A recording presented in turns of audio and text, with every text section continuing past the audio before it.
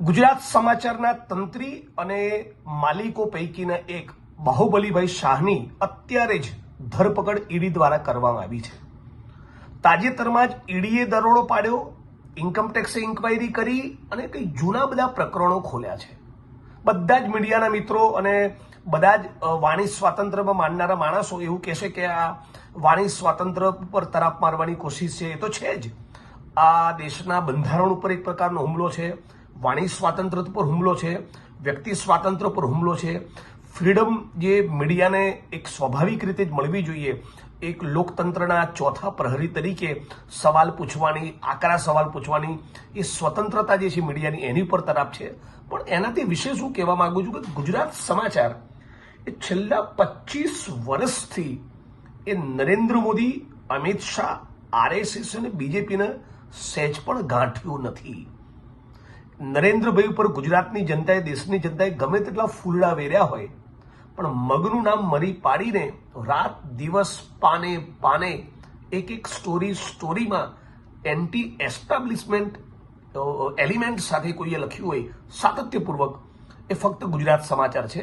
એટલે હું એવું માનું છું કે આ અભિવ્યક્તિની સ્વાતંત્ર્ય અને પ્રેસની સ્વાતંત્ર્ય ઉપર તો હુમલો છે જ, પણ 25 વર્ષથી ગુજરાત સમાચારે ગચગચાઈને જે બેટિંગ કરી છે ને આ ચોરોની સામે, એની દાજ કાઢી છે।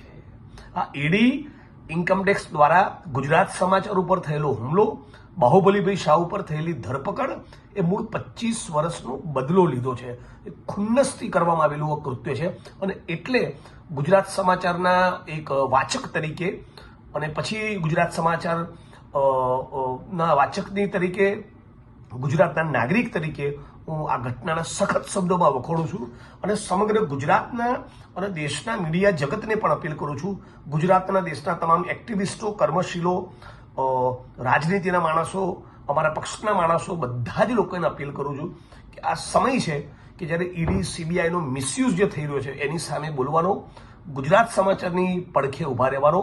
મારી વિશે સારું પણ લખ્યું છે ગુજરાત સમાચારે, જરૂર પડીએ મારી ટીકા ટિપ્પણી પણ કરી છે। એ જ પત્રકારત્વનું કામ છે। પત્રકારત્વનું કામ એ નેતાઓની ચાપલુસી કરવાનું નથી જ, એમને તીખા સવાલો પૂછવાનું છે, આકરા સવાલો પૂછવાનું છે, એમની એકાઉન્ટેબિલિટી, જવાબદારી ફિક્સ કરવાનું છે। આ કામ ગુજરાત સમાચારે કર્યું છે અને જે ઈડી, સીબીઆઈ, ઇન્કમટેક્સના માણસો છે અને ભારતીય જનતા પાર્ટીના માણસો જેમના ઇશારે આખું ષડયંત્ર રચવામાં આવ્યું, એમને ખબર નથી। ગુજરાત સમાચારે ગઈકાલે જે લખ્યું છે, આવતીકાલ સવારનું છાપું તમારા હાથમાં લેજો, એ એવું જ લખશે, એની ધાર જવાની નથી।